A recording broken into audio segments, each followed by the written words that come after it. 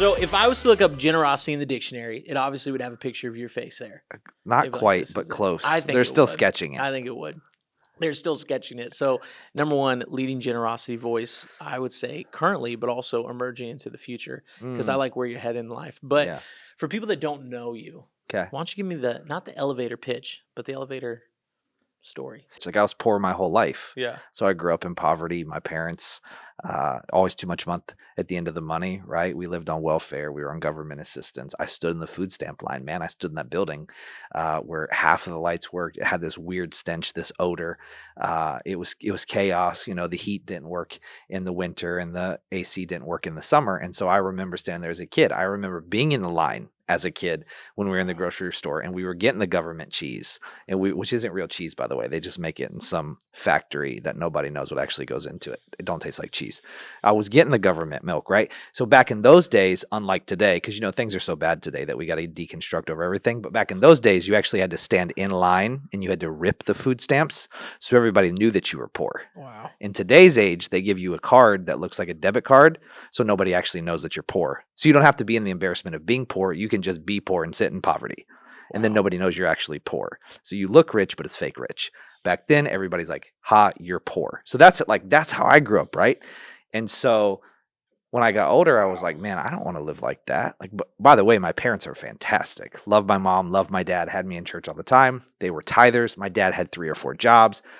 I was raised in church, but when it came to money, we never did it right, right? And so I said I would do it differently. Well, I grew up. All of a sudden, I woke up one day, $125,000 in debt, 11 credit cards fully maxed out.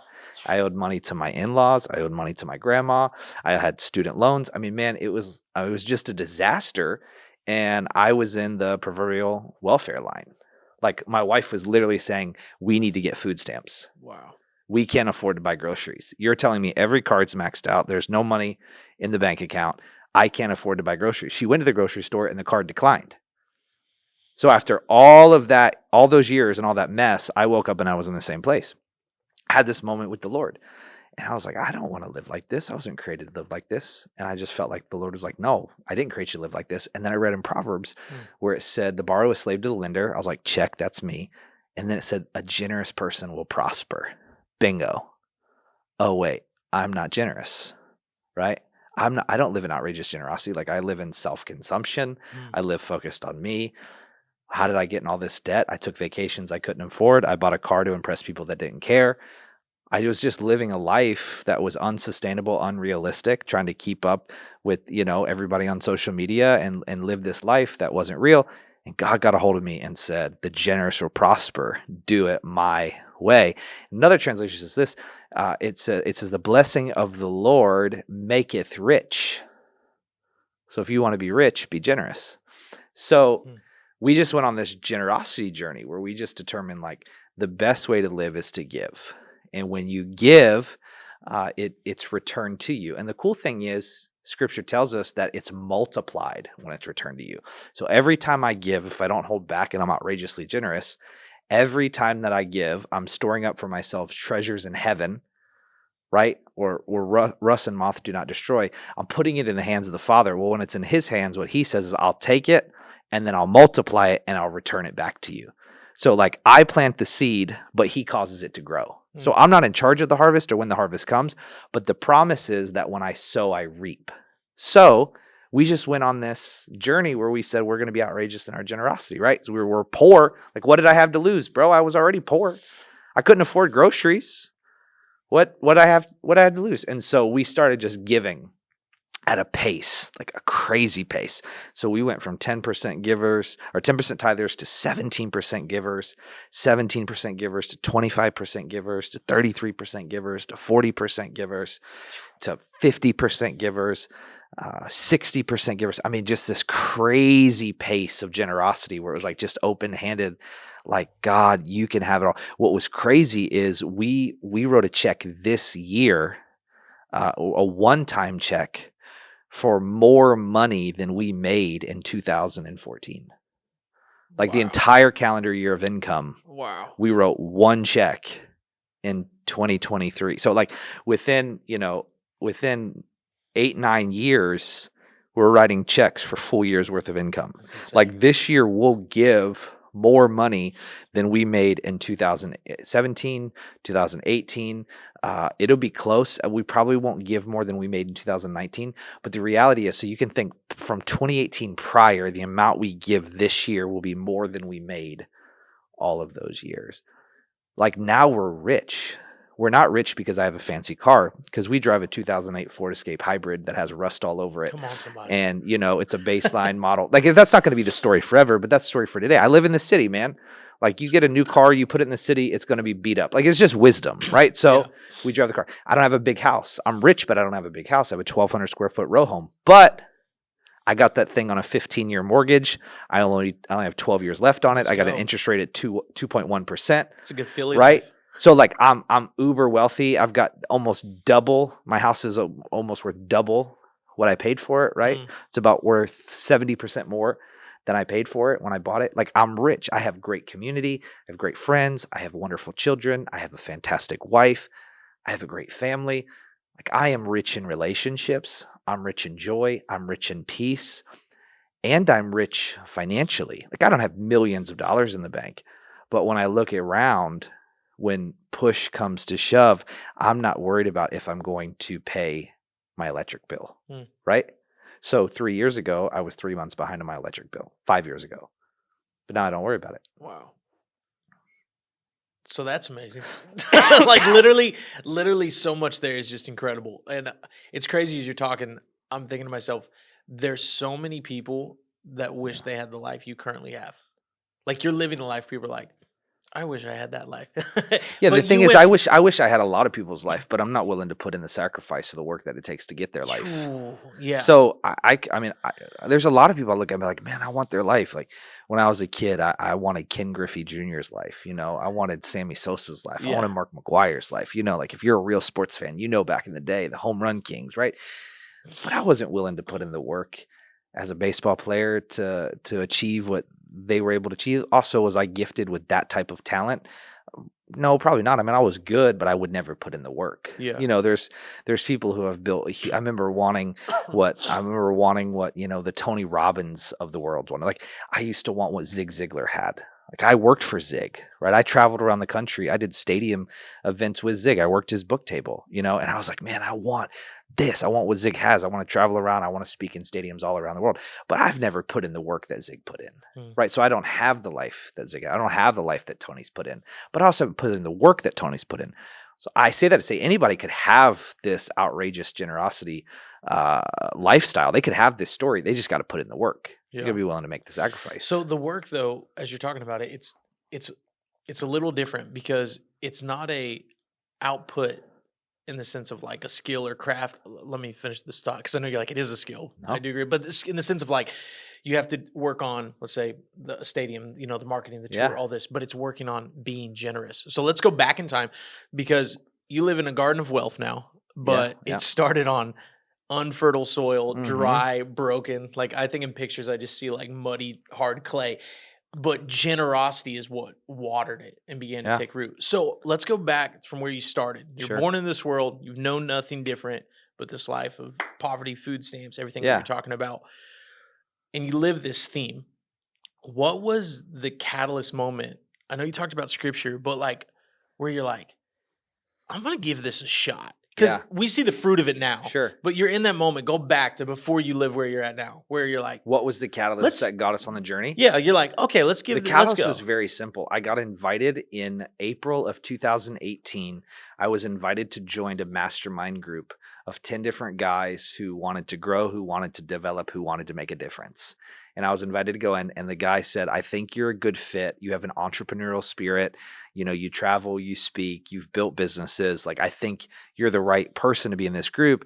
Do you want to join? And I said, sure. And his response to me was, great. It's $200 a month. And my response was, okay, cool. Call me next week and I'll finalize if I'm going to be in the group. What that was for me was kicking the can down the road because I didn't have $200 a month.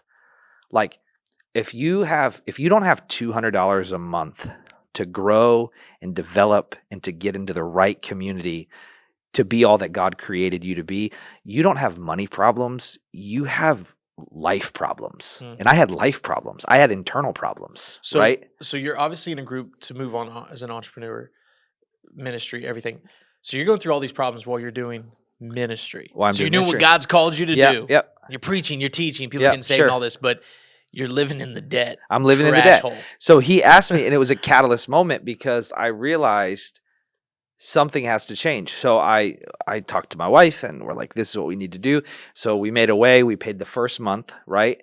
And as I'm on the very first call, I'm sitting there going, I have $2.12 in my bank account. Wow. I'm $125,000 in debt. I have absolutely nothing to show for any of the work we've done, any of the ministry we've done, any of the businesses we've done. We have nothing to show for it, period. Besides stories. We can't even show that. We can just tell those.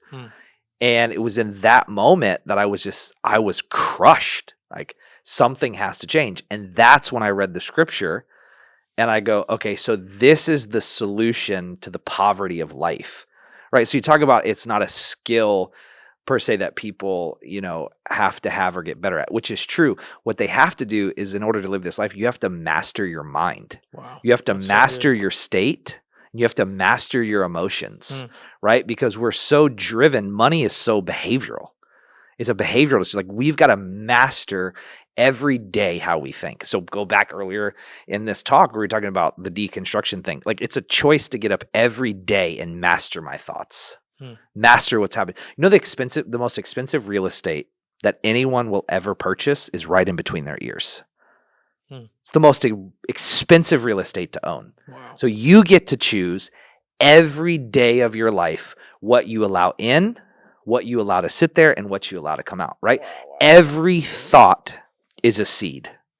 So when that seed enters into your mind, you have an immediate choice. Do I take captive that thought? Do I surrender it to the Lord? Do I get rid of that thought? Or do I let that thought sit there? Do I ruminate on that thought? Do I allow it to plant roots and grow? And then here's what happens. That's what people do. The wrong thoughts, the impure thoughts, the negative thoughts, right? So it gets in their mind, and here's what happens. Now, all of a sudden, they start saying those things because it's taken root in their brain. So they're thinking it, and they think it's so much, now they say it. Wow. But the word says faith comes by hearing. So what do I believe? I believe what I hear. So now I've thought it, I've said it, I've heard it, now I've replanted it back in my brain, and it takes stronger root. So then I think that negative thing even more, so I speak it even more, then I hear it even more, I think it even more. Do you see what I'm saying? Yeah. It's this vicious cycle, and you watch it play out in people's lives that are constantly complaining, they're constantly irritated, they're constantly negative. They just continue to plant those seeds, and it's a daily choice to wake up and go, okay, enough of that.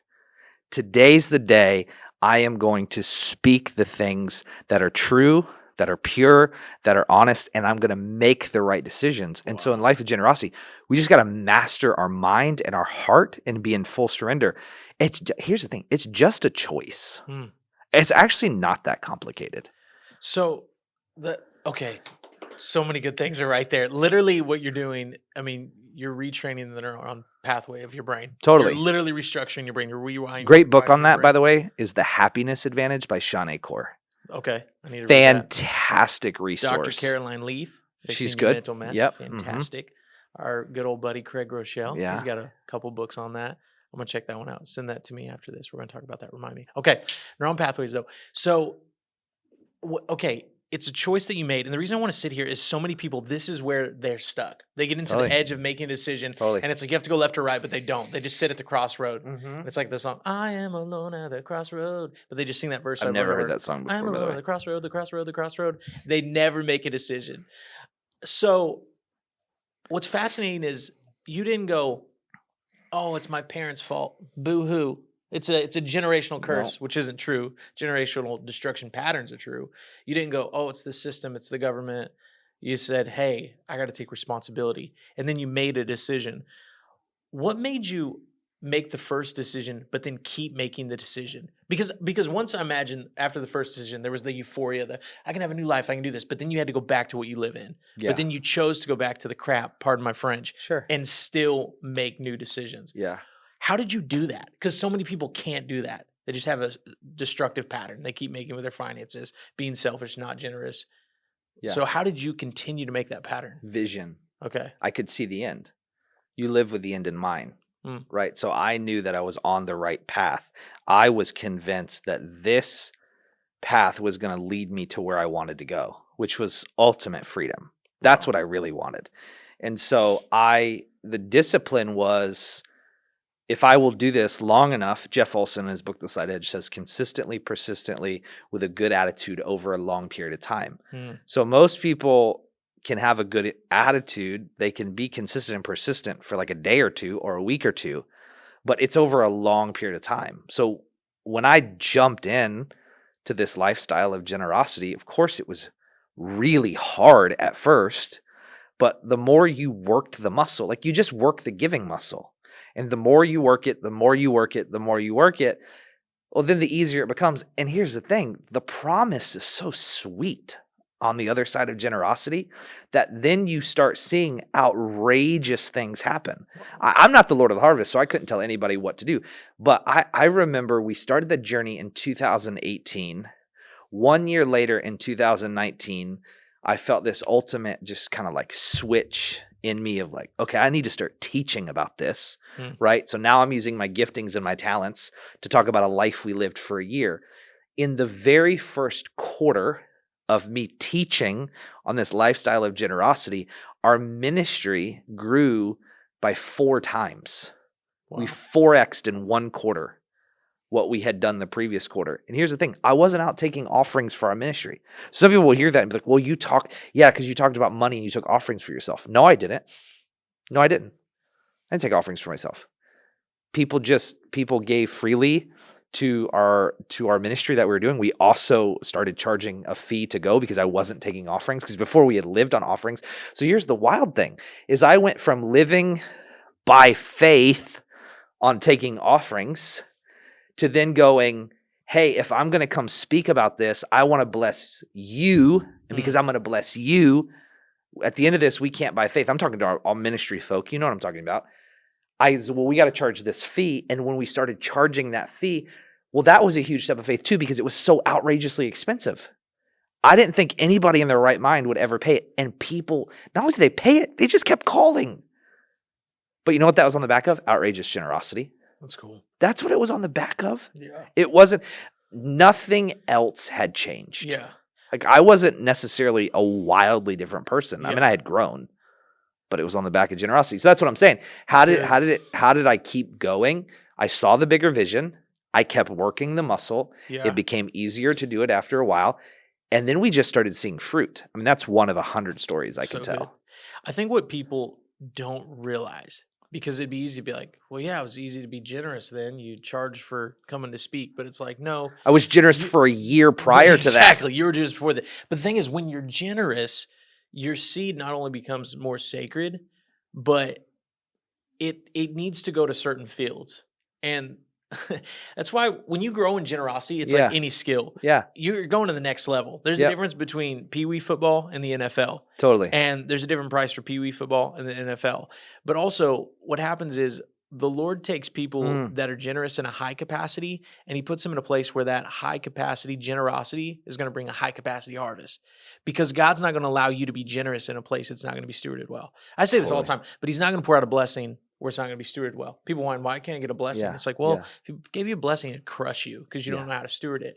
But also, too, when you live this life of generosity, you get in areas that are going to match the level of which you give. Like, I know this is about you because this is just who you are and what you do.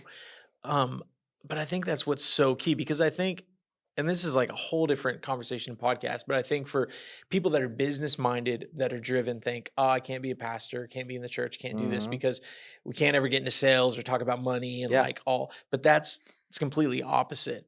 It's actually one of the most healthy understandings. Like Solomon in the Bible, richest man, wisest man. Yeah. He's a good business guy. Yeah. And he loved God. Well, at the beginning. In the middle, he got a little too many women around, let's say. But at the end, he came to his senses about it all.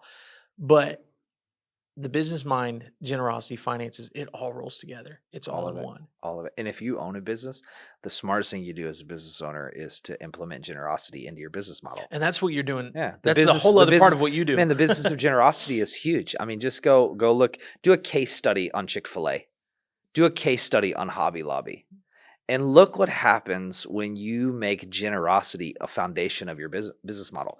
You're unstoppable because it's the whole plan. It's all the whole seed time and harvest. It's sowing and reaping. You are the more seed you put in the ground, the more of a barrier, the more you insulate yourself. So I am committed to just obsessively putting seed in the ground because now I'm guaranteeing myself a harvest no matter what. It is impossible. Spiritually, it's impossible physically for there not to be a harvest when I sow seed. It has to happen. So good. It does. So where people get jacked up in their business is they stop sowing seeds. They stop sowing the right seeds. So they get in business and they're like, what am I going to do? Right. And then they start to shrink back and they go into negativity. They go into scarcity. They go into poverty mentality. And all of a sudden now they're backed into a corner. They're like, what am I going to do? What am I going to do? What am I going to do? And I'm just sitting there and I'm like, to my business owner friends, I'm like, sow seed. What do you mean sow seed? Sow seed. Sow seed into the community. Sow seed into your employees. Sow seed, like do whatever it takes to be outrageously generous because now you're insulating yourself and you're protecting your business. Like this year, okay, what I said, we wrote a one-time check. We gave it via, online, right? So, but I was sitting in my living room. It's 10 o'clock at night. I'm thinking about the rest of the calendar year, thinking about what the Lord's asked us to do, where we're trying to go to, what we're trying to build. We're right on the brink of my wife leaving her position after 6 years full time, right? We're transitioning. She's coming into the generosity group full time. I'm thinking about our giving commitments. I'm thinking about our growth metrics. I'm thinking about all those things. And I'm looking at, this is so good. Wow. Thank you, Lord. Sorry. I'm looking at it, right? Everything that's in my hand at that moment. And I'm going, it's not enough. It's not enough. There's no way my wife can leave her job, come work here. We can hit our giving commitments. We can invest what we need to invest into the ministry that we need to invest in our household. Like I'm looking at all of it, right? I'm looking at the whole pie. And I had this thought. If it's not enough, think about this, pay attention. If it's not enough to meet the need, then it must be seed. If it's not enough to meet my need, then what I have in my hand must be seed. So you know what we did? Man, that's good. We gave every dollar of it away. Boom. Just like that. Every dollar. I just walked over to my office. It's 10 o'clock at night. I'm like, literally, I'm in my PJs. She's making a smoothie. And I walked over and I said, hey, can we give all of it away? She's like, how much? And I told her, and she's like, we have that much? And I go, yeah. And she's like, sure. Boom. We just gave it all away. Because if it can't meet the need, it must be seed. And what happens when you sowed seed like that, then you get a harvest. I heard Bill Winston say one time, I'll let you jump in here. You got into my lane, man. I heard Bill Winston say one time, we're in a pastor's thing. And he said, he said, the Lord told me to buy a piece of property. It was on the mall that they own. They own part of the mall in Chicago. Lord said, buy the rest of the mall. He said it was $3.2 million or something. And he said, so I went to my people and said, hey, the Lord's called us to buy the rest of the property. He says, I don't deal in debt. I deal only in cash. And he said, just my thing that the Lord led me to do. And he said, so I went to the people, said, hey, we need to raise $3.2 million. He said, my people are great. They're always outrageously generous. Every time I've gone to them, we've asked, God's blessed, spoken to somebody, boom. He said, it's like 3 weeks out. It's not long, 3 weeks, 6 weeks out. He said, we had raised $250,000 out of $3.2 million. And I didn't know how we were going to raise the rest. So he said, I went to prayer. I'm going to connect what happened to me and what Bill said, because when that happened later, the Lord reminded me of what Bill had said years ago. And I heard him say this. He said, I went to the Lord and said, God, we have this huge need, yet we don't have enough money to come in to do this. And I'm not taking a loan. And he said, the Lord spoke to me and said, Bill, how much seed have you sown? you're looking to the wrong place. You're looking to your people to meet that need. But I'm calling you as their leader to sow seed. And he said, I sat back and he goes, I realized that I hadn't invested what I should have invested, right? He said, I didn't give the way I should have given. And then he said this. He said, pastors, let me tell you something. He said, a $1,000 seed does not meet a $3.2 million need. The size of the seed has to correlate with the size of the need. And he goes, I realized that $1,000, because he said I would give 1,000, like 1,000 was my thing. He said, so my wife and I got together and we determined that we were going to go all out. And he said, so we sowed $80,000 towards the project. And he said, by faith, we just gave 80 grand. We said, Lord, it's yours. If you can meet this need, do it. And we know you can. And by faith, we sowed. And he said, pastors, he goes, that Sunday, somebody walked up to me in church. Didn't know that we did that. Walked up and said, hey, the Lord spoke to me this week. Here's $1 million. Boom. He said the following week, somebody else walked up. Here's $1 million. He goes, it like clockwork. He said within, it was either 3 or 6 weeks, he goes, my lawyer walked into downtown Chicago to the closing table with $3.2 million in cash. And he said, $1,000 seed will never meet a $3.2 million need. Wow. He said, look at your need and measure what size seed. So when I go back to that earlier this year, I was like, our need is so big. I just got to sow seed. And this is the biggest difference. Most people look at a need and go, how do I figure this out? How do I put the puzzle pieces together? How do I work more? How do I, whatever it is. And you should use wisdom. I'm not telling people not to work, but what I am saying is this. Maybe you just need to sow more seed. Like put the plan together and then sow seed. So, man, how do I follow that up? That is so good. I think whatever you want. No. That's huge right there. And I want you to add this to it, because when you talk about the size of the seed for the size of the need, I think about something you say all the time when people are like, well, how much do I give? What should I do? And you're like, more. More. So explain what that means, because the size of the seed for someone is 80 grand. Someone else is $20. But explain that more concept that you always talk about. Yeah, more. So I'm always looking to stretch. So when you think about giving, and the reason I say more is because the kingdom is so big and the vision that God gives us is so large.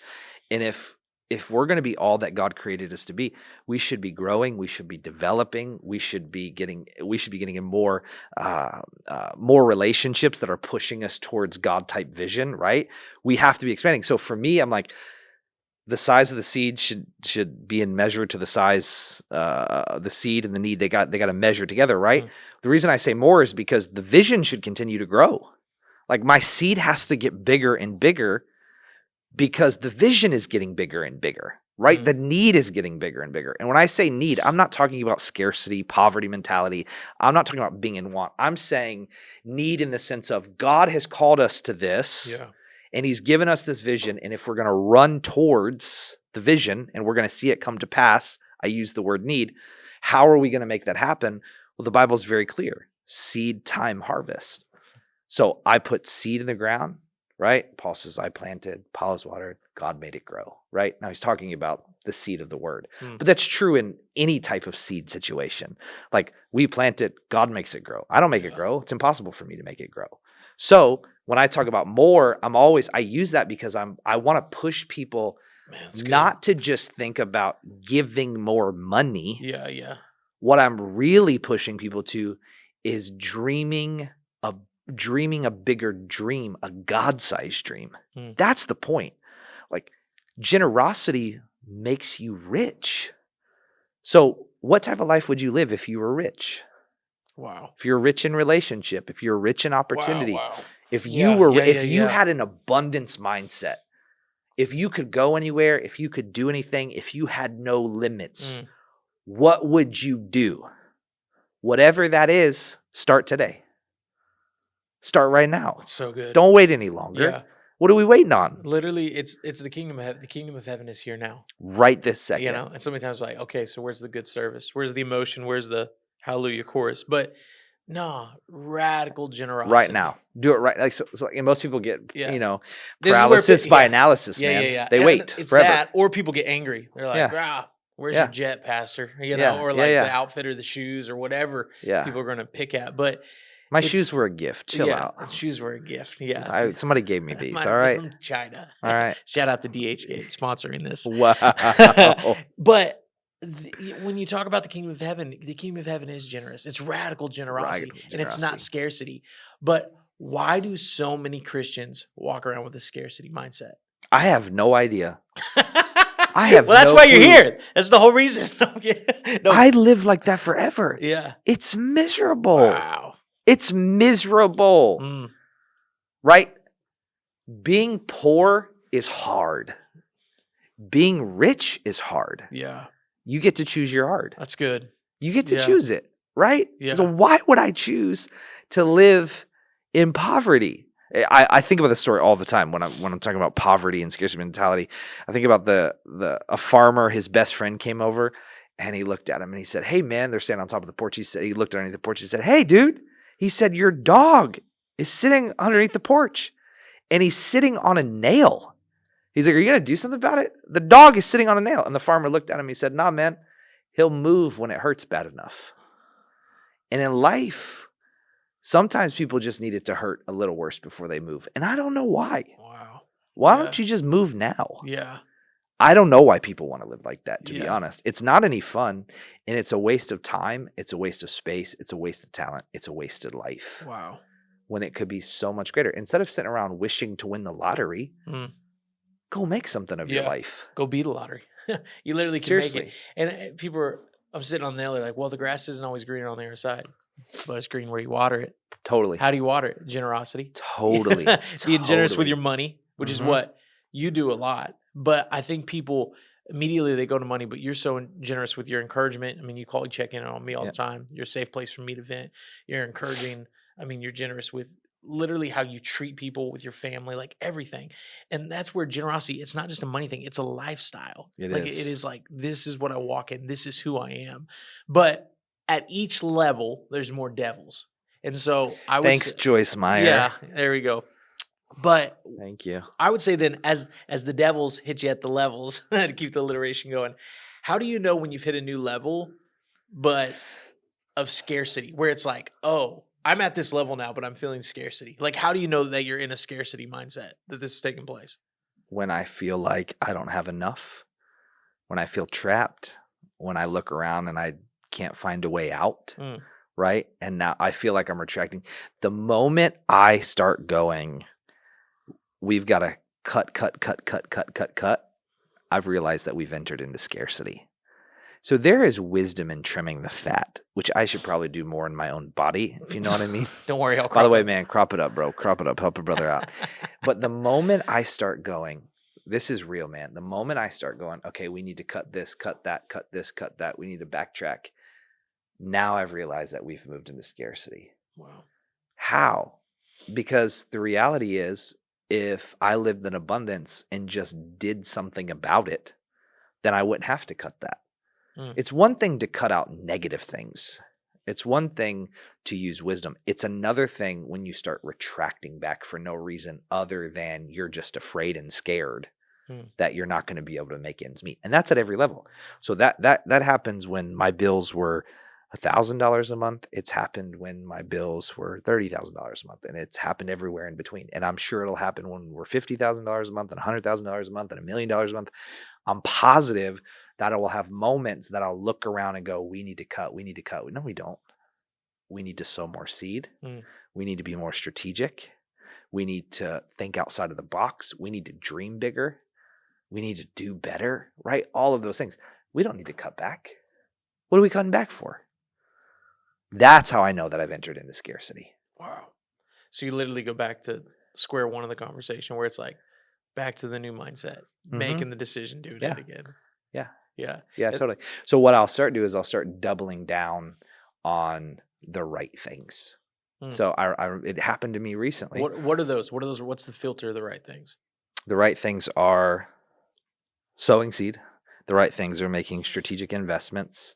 The right things are keeping a faith mindset and a positive attitude. Those are the right things. And I remember I was starting to get into this retract mode recently. It was over the it was a few months ago. I started getting into it, and I just was like, I'm not retracting. And then I realized I'm going to say yes to everything. Now, again, my wife is standing here. She may not have noticed it, but she asked me multiple times if we could buy things. And typically I would say no when I get in those type of mindsets. And every time I said yes. Wow. I said, sure. I didn't even ask. I didn't even ask the price. One time I said yes, and she goes, well, by the way, it was a ministry investment. She said, by the way, it's this much money. I said, I don't care, buy it. Because I had to defeat the poverty mentality. I had to punch it in the face. You don't own me. What do you mean I can't afford that? That's ridiculous. I can't afford $200, $2,000, $20,000. Like, what? That is chaos, right? That's poverty. That's going backwards. I just refuse to live like that. I won't do it. I lived like that my whole life. And I just decided, no, if I'm going to make the most of this life, then I have to make the most of this moment. And so, it's not saying yes to a $2,000 vacation. It's not saying yes to a $20,000 car I don't need. Like I said, it's saying yes to sowing seeds. It's saying yes to strategic investments, all while on the inside, faith mindset, positive attitude. You live like that, like you work that muscle, sow seed, strategic investment, big faith, positive attitude, and you just day after day after day after day after day after day, you'll wake up and realize you live on top of the world. Wow. And literally, you get to talk like that now. You get to view like that now because you live like that then. It's been what you've done. Just what we've done. It's what we've done. Yeah. And then something that you've done now, and I think this is one of the final keys people have to understand, is having the right people around you to go be abundant, to be in generosity. Totally. And community's everything, man. So you travel a lot. You're all around the nation. You're driven. You've got kids, everything in between. How do you curate those friendships to have those type of people? Intentionality. Yeah. So when I find people who live outrageously generous, I'm intentional with keeping up with them. And so I, phone calls, text messages, Zooms, random airplane rides to people. I mean, my wife can speak to this. We'll get in moments where we're like, okay, need to spend time with this person. And we'll either do it together, which was hard before because she worked full time. And now that she works full time at the generosity group, it's much easier because we do this together. So when we had separate deals, it was hard, but she'll just say, go 24 hours ago. And I will literally buy plane tickets on a drop of a dime. I'll call people and I go, are you going to be home in 2 days? And they're like, sure. And boom, I'll go. And then I show up for them. So I have a really good friend and his daughter just wrote a book and released the book. It was a devotional and we saw it online and we were like, we have to support them. We have to go. And I mean, we had 2 weeks notice, 3 weeks notice. I went online. I bought tickets for my wife and I to fly to the other side of the country for this book launch. They had no idea what I was calling. We have a mutual friend who happens to be the most generous person I know. They give significant amounts of their income away, percentage wise. And last year they gave $1 million away in one setting, which was crazy to listen to, which I've flown down to their house before on a drop of the dime, just out of the blue, flew down and called them. I said, are you home? They're like, yeah. I said, great. I'm coming to visit you. And I just showed up and we hung out. Right. I called them and I said, hey, did you see that so-and-so's daughter is releasing a book? And he's like, yeah. I said, do you want to fly to the other side of the country and we'll show up and surprise them? He said, yeah, give me 24 hours. I got to move some business deals. Move some stuff around, call me back. He's like, all right, bought the plane tickets. We'll see you. That's awesome. We'll see you in Arizona. So it's intentionality. I'm over the top intentional with people that live this way. And I'm really, really, really intentional with helping people that are in my sphere that are struggling in this area to get out of the scarcity mentality and mindset, because I know my friends have to help me all the time. Wow. But the other side of the intentionality is if someone is unwilling and refuses, I love them, but I stop spending copious amounts of time with them on the phone or texting with them or showing up with them. And the thing is, they don't even know it. But I just start distancing myself because you are who you hang out with. Yeah. Right? Yeah. So show me your friends and I'll show you your future. Jeannie Mayo, Jim Rohn says you're some of the 5 closest people in your life, right? Your life is. And so for me, I got to stay close to the fire. So I have to stay close to people who are taking big risk by faith and being outrageously generous while they're doing it. And if they're unwilling to do that, then I only have so much time. Yeah. And I don't ditch them. I don't desert them. I don't cut them off. I just don't allocate as much time with them. They don't get the valuable real estate, to go back to what he said, in between the ears. Why would I give it to them? And guess what? The people who have pulled me into their circle, they treat me the same way. Wow. They love me. They challenge me. They push me. And then when I get in a rut, they try to help me out. But if I'm unwilling to get out of the rut, then they distance themselves. And then all of a sudden, I get back on track, and then I reach out. So. And there's seasons of that. And sometimes it's good to let people be in the rut, because they've got to figure it out. It can be more dangerous if you go in to pull in. Sometimes letting people work through it. Well, then they'll deconstruct, because I forced them to. Dude, full circle right there. See, one of the reasons you're so generous, it's not just because of money, but literally you're giving the most sacred thing, time to people. You're investing time with people and being generous. That's why, dude, I said, when I look at the dictionary, I look up generosity, it's your face right there. I think they've sketched a little bit more through this podcast. Dude, a little bit more. And what I love is you're young in this journey called life, bro. Dude, you have so much more ahead of you. I keep saying Generosity LLC. It's not an LLC yet. No, but it's Generosity Group. Generosity Group. So tell me more about the Generosity Group. Where can people find you? Yeah. And something big and exciting. Generosity Group can be found at generositygroup.org. Let's go. We exist to create generous people. Woo. So you want to live your biggest life, your best life, as Ed Milet says, a maxed out life. You've got to live a generous life. So we're getting people out of scarcity. We're getting them out of poverty, and we're getting them into abundance. We are helping people get rich by living generously, because this is what the word says. What you sow, you reap. And so this is what we're doing. The most exciting thing that we're doing right now is in 2024, we have quietly already started doing coaching programs. We've started doing strategic consulting programs. We have multiple clients that we're doing strategy with around the country. We have multiple people we're coaching into this lifestyle. And we are now in 2024 going to open that up as a public thing. We've been quiet about it. So I've been traveling here, there, and everywhere doing consulting projects with churches. And the crazy thing is we posted the other day that last year we helped one church double their in-house giving. They doubled their revenues in 1 year. And I had another pastor comment on that, and I didn't even think about it. He goes, "Hey man," he goes, "you've also helped us double ours, and I didn't even know it." Wow. And so at least 2 churches last year, and not to mention there's multiple other churches that I've been working with. One church actually had 38% what we would call giving engagement, meaning someone gave something. So each individual unit gave something. That's what we call giving engagement. Now that's not tithers. Giving engagement was 38%. And we just crossed the 2-year mark in strategy, and we're going to do a 3rd year. But he gave me an update 18 months in. So this was about 7 months ago. He said, "Hey," he said, "we just looked at our giving engagement. I wanted you to know." He goes, "We started at 38%. He said, "In the month of May, our giving engagement was 95%. That's awesome. So what is the best part about it is it's not that the church's finances are going up, which is exciting. Like I love that. Of course, pastors love that. What I love about it is it means that lives are changed. Yep, there it is. It's the back end of it. Yep. It's like, that's the cool story. Yep. That's the woo story. Mm-hmm. But if I could get those people and set them on this podcast and go, how has generosity changed your life? Because giving is not about who receives it. Giving is about the giver. Yeah. Right. And so we're launching that, and we're full board. We're creating an online university, a digital university.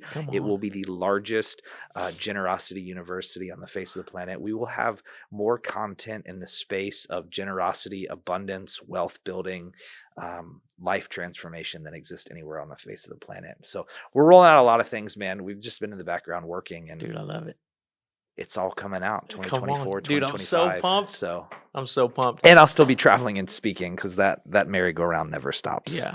And you're good at it too, which is great. I love it. I enjoy it. I don't know if I'm a top 1,000 communicator, but you are to me. I am passionate about what I'm talking about, as you can tell. It's the best part about you, though. I love it. And we need people like you in this sphere that have a level head, have an education. They're brilliant, but also have lived the life, and you have. And I can tell you this, my life is better because of you, and how your generosity is contagious to me, but you're very generous to me. I try to get better at being generous to beat you, but I never do. So I'm always behind you looking up in that area. But I love you. I appreciate you. Thanks for being you. You're amazing. And thanks for doing the podcast. We got to go, though, because we got dinner to go eat. All right, friends. Love y'all. Bye, everybody.